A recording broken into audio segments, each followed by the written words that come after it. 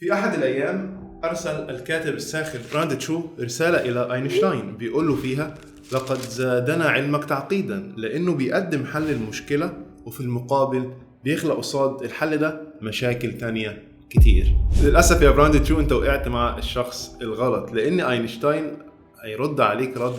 أينشتاين قال له: أنا لا أنكر هذه الحقيقة يا برنارد، فقد أظهر العلم مشاكل جديدة لكن العلم بمثابة بقعة ضوء صغير تقع على مسافة كبيرة ولا نهائية من الظلام الموجود أصلا.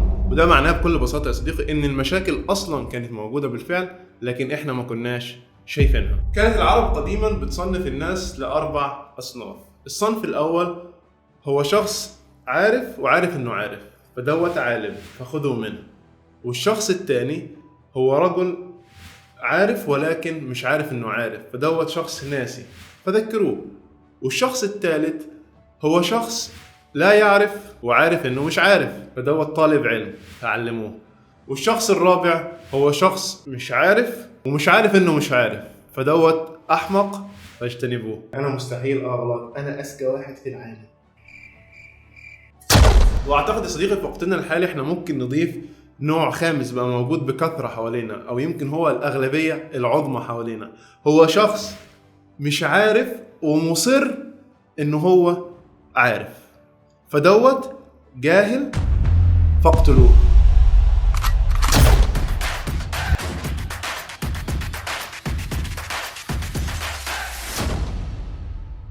السلام عليكم ورحمة الله تعالى وبركاته. أهلا بكم من جديد في أتوميكس كايزن. أنا أحمد جمال. فكرة القناة هي تسليط الضوء على التحسينات الصغيرة جدا اللي من خلالها إن شاء الله نقدر نحسن حياتنا للأفضل. إذا كنت مهتم بتحسين حياتك خليك معانا في أتوميكس كايزن، ويلا بينا نبدأ الفيديو. يا ترى يا صديقي العزيز إحنا أنهي نوع من هذه التصنيفات اللي العرب صنفوها؟ ويا ترى إحنا نتقبل حقيقة محدودية معرفتنا ومحدودية عقولنا؟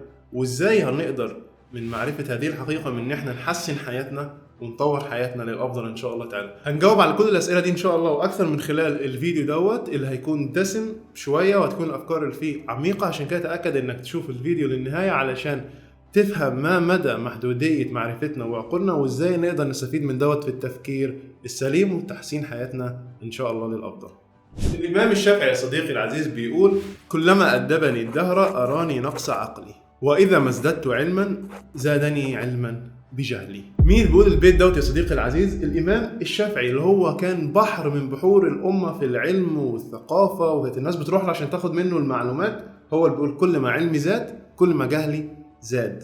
وده اللي بودينا للنظرية العجيبة اللي بتقول ارتفاع نسبة الجهل بارتفاع نسبة العلم، واللي إن شاء الله هنفسرها خلال الفيديو دوت ونعرف إزاي بيحصل كده. الفلاسفة وأهل العلم يا صديقي العزيز بيقولوا: من زاد علمه وإدراكه قل إنكاره واعتراضه. بس المشكلة يا صديقي العزيز مش في أهل العلم نفس أينشتاين والإمام الشافعي، المشكلة فينا إحنا عوام الناس اللي فاكرين نفسنا إن إحنا أذكى ناس في الكون، وفاكرين نفسنا إن إحنا عارفين كل حاجة، ودايما نتمسك وبنصارع من أجل إثبات إن رأينا هو الرأي الوحيد الصحيح. أثبت الباحثان ديفيد دانك وجاستن كروجر من خلال دراسة أجريت في جامعة كورنيل أننا جميعا نعلم أقل مما نعتقد، وأن معظمنا يعتقد أنه لا يحتاج لمعرفة المزيد أصلا. يعني من الآخر كده يا صديقي، كل واحد فينا في هذا الزمان فاكر نفسه عارف كل حاجة، وفي نفس الوقت هو مش عارف أي حاجة ومش عايز يعرف حاجة ومقتنع أنه هو عارف كل حاجة. كل ما في الموضوع إني أنا عارف كل حاجة. مثال هنا حلو قوي يا صديقي العزيز. تخيل انك في غابة وبتمشي كل يوم من خلال طريق، بتمشي فيه كل يوم لمدة طويلة لدرجة ان انت حفظت الطريق دوت وبقيت ممكن تعديه وانت مغمض عينيك. لو جه واحد سألك عن الغابة دي هتقول له: انا عارف الغابة ديت شبر شبر وحافظها واقدر امشيها وانا مغمض عينيا، على اعتقادك ان انت فعلا عارف 100% من الغابة ديت، وان انت كمان مش بتبالغ. يعني انت عارف جواك ان انت مش بتبالغ، انت فعلا عارفها 100%، تقدر تعدي منها من اولها لاخرها وانت مغمض عينيك. لكن في الحقيقة يا صديقي العزيز انك مش عارف حاجة من الغابة غير الطريق اللي انت بتمشي منه كل يوم بس. ولو حطيتك في مكان غريب وسط الغابة انت حرفيا هتضيع. لو جينا نقيس حجم الطريق اللي انت عارفه بالنسبة لحجم الغابة هنلاقيه ان هو يمثل اقل من 1% من حجم الغابة. فانت 1% اللي عندك من العلم بالغابة خليتك على اعتقاد ان انت عارف كل حاجة في الغابة. فكلما اعتقدت انك تعلم كل شيء فانت في الحقيقة لا تعلم اي شيء. وده كله يا صديقي العزيز بياخدنا لمشكلات كتيرة مبنية على هذا الاعتقاد. نفس التشبث بالرأي، الغرور، الجدال، عدم الأخذ من الآخرين أو تقبل النصائح، خاصة الناس الأكبر منا والأسبق منا وأكثر خبرة، مما يؤدي إلى نواقص في التفكير السليم. وده كله بينعكس على نضج عقولنا وتطورها، وبالتالي بينعكس على تطورنا ونمونا وتحسين حياتنا في جميع النواحي. خلونا نرجع للوراء قليلا. لا مش كده. خلونا نرجع للوراء قليلا في الزمن ونعرف ما سبب حدوث ذلك. ليه احنا اصلا وصلنا للمشكلة ديت، وما هي الاسباب وازاي نقدر نحلها. طبعا يا صديقي العزيز هتكلم عن الموضوع ببساطة شديدة جدا وفقا للبحث اللي انا عملته في الموضوع دوت، وفقا لمعرفتي ومحدودية عقلي. وكل الهدف ان انا اخليك تطرح تساؤل او في لمبة تنور داخل عقلك، فبالتالي تبتدي تدور في الموضوع دوت، وبالتالي تنور عقلك بشكل اكبر وتعرف معلومات بشكل اكبر. الاسباب يا صديقي العزيز اسباب داخلية واسباب خارجية. الاسباب الداخلية هي في طريقة تفكيرنا وطريقة تكوين عقولنا. فعقلي او عقلك فاكر يا صديقي العزيز ان النقطة المضيئة داخله ديت هي دي كل حاجة، علشان هي دي الوحيدة اللي هو اصلا عنده كنترول عليها، عنده تحكم فيها، فما عندوش اي فكرة عن كمية الظلام الموجودة حوالين النقطة دي، فبالتالي فاكر ان انا كده وصلت لاقصى معرفة فبكتفي بهذه المعرفة. زي مثلا صديقي العزيز لو انت قاعد جوه غرفة مضيئة تماما وعمرك ما خرجت بره الغرفة ديت، هتعتقد بكل بساطة ان الحياة كلها حواليك او العالم كله حواليك مضيء.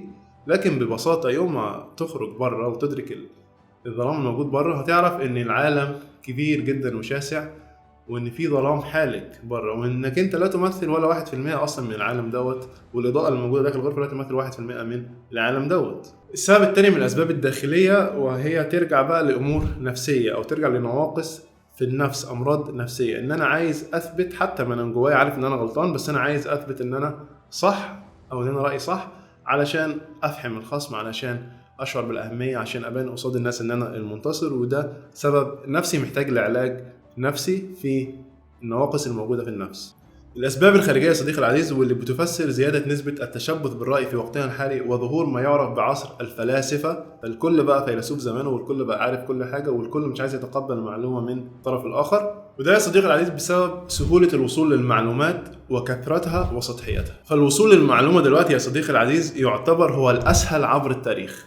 تقدر ببساطة دلوقتي على جوجل أو على شات جي بي تي أو على أي وسيلة أخرى تكتب المعلومة اللي أنت عايزها، وهتاخد فقط هوامش خارجية من هذه المعلومة، مش هتوصل لأعماق هذه المعلومة عشان يكون عندك علم كافي فتقدر تتكلم عن المعلومة دي. فأنت بمجرد سطحية المعلومة اللي عندك هتقعد تتكلم وهتقعد تجادل، وممكن تكون السطحية دي مخلية المعلومة عندك مش دقيقة أو تكون فيها غلط ما، تبتدي تبني عليها آرائك وأفكارك وتجادل بسبب المعلومة دي، وهي في الآخر ممكن تكون مغلوطة أو تكون غير دقيقة. عشان كده صديقي العزيز أقرب الناس للعقل والحكمة الناس اللي عارفة جوانب نقصهم إيه، الناس اللي عارفة محدودية علمهم ومعرفتهم وعقلهم.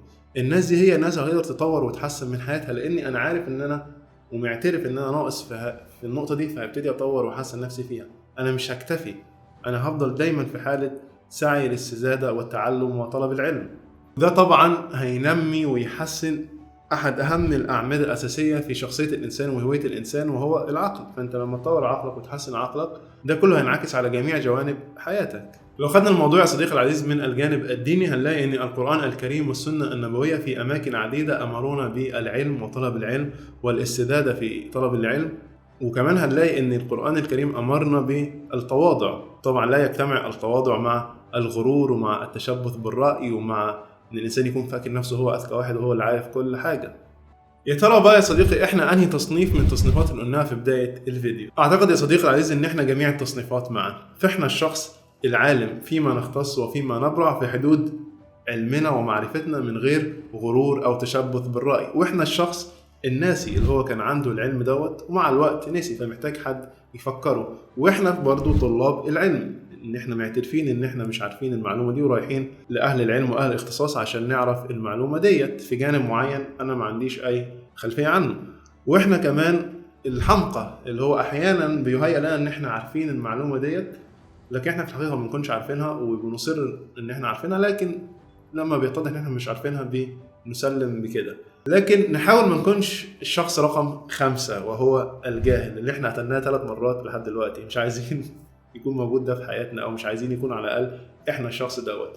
لاني طول ما انا فاكر نفسي عارف ومصر ان انا عارف ومش عايز اتقبل من حد ان انا مش عارف، انا كاني بقفل على عقلي بقفل وبكون مش عايز اتعلم اي حاجه تاني. فاحنا مش عايزين نكون الشخص رقم 5 وهو الشخص الجاهل. في يا صديقي العزيز مثل شعبي بيقول، لو اني انا ما بحبش يعني اخد الامثال او امشي ورا الامثال، لكن فعلا المثل دوت جميل قوي وحلو قوي ومعبر.